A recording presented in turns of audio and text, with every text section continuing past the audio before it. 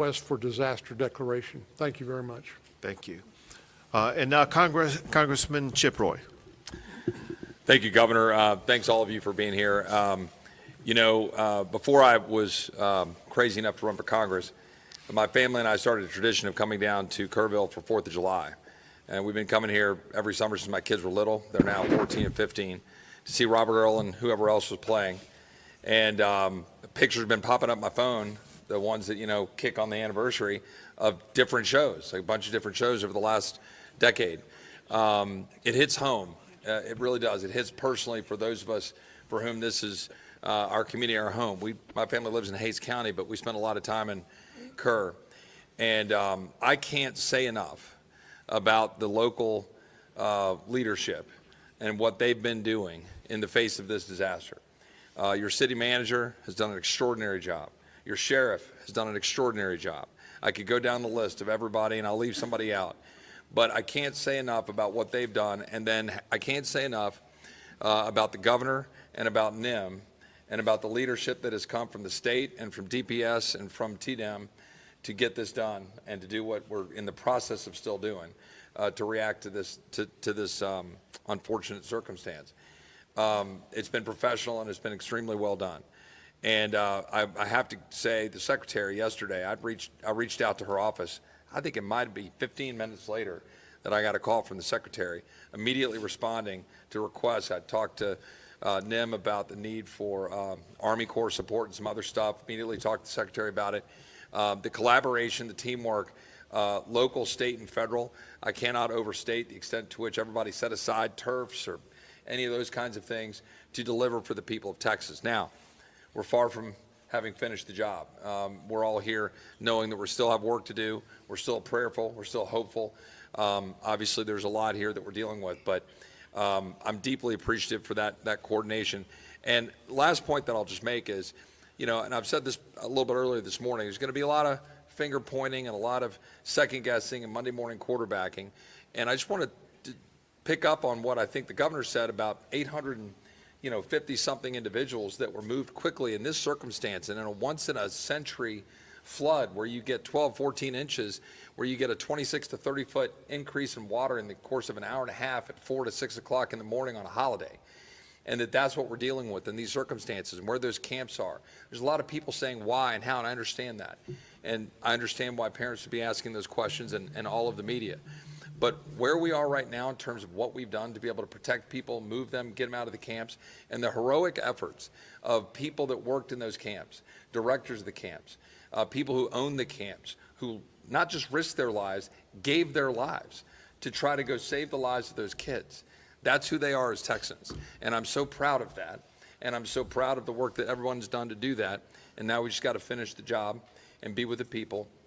And importantly, pray for the families who have lost their loved ones. Thank you. Now, Kerr County Judge Kelly. Yes, I think I'm the only one at this table that lives on the Guadalupe River. And our properties were devastated, and I barely got home yesterday. I started my morning ushering in a crew with a skid steer and 2 dump trailers, 3 trucks, 9 men to start trying to rebuild what went down the river. I then had the opportunity to come here where I was asked to go over to the funeral home. I had issues over there. I am a 50-year lawyer and a mediator and arbitrator, and we had some issues that needed attention. And I got to see firsthand many of the body bags, and it breaks my heart. And coming back from that, we had an opportunity to go on a helicopter ride with the senator and the mayor and inspect the devastation. We flew all the way up the South Fork, all the way to Criders. And you can see what's happened, and it's going to be a long time before we're ever going to be able to clean it up, much less rebuild it. But there's nothing on the other side of Criders. It's just hill country. And we didn't know. We know we get rains. We know the river rises. But nobody saw this coming.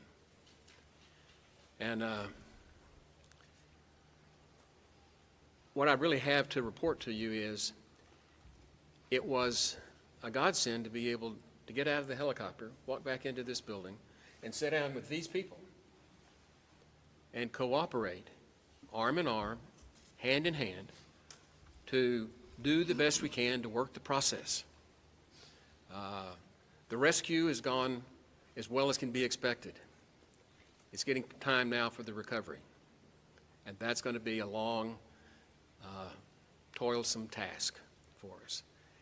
And what I would reiterate that I've heard others say is as long as we stay together, we'll get this done. Thank you. Thank you very much. Now, Mayor Herring. I want to start off by saying thank you on behalf of the City of Kerrville and our 25,000 citizens. I want to say thank you to the federal government, the state government, county government. You know, as I look around the room in the Emergency Operations Center, I don't see different agencies from the state, the federal, the county. I see one team working together. It's important for our community to know it's one team. We will rescue those in peril, and we will find those who are lost. I continue to ask everyone who sees this today to pray for Kerrville and Kerr County. We need your prayers. And thank God we have the help of the federal government and the state government in this horrible, horrible crisis. Thank God for our country, and thank God for all the help we are receiving today.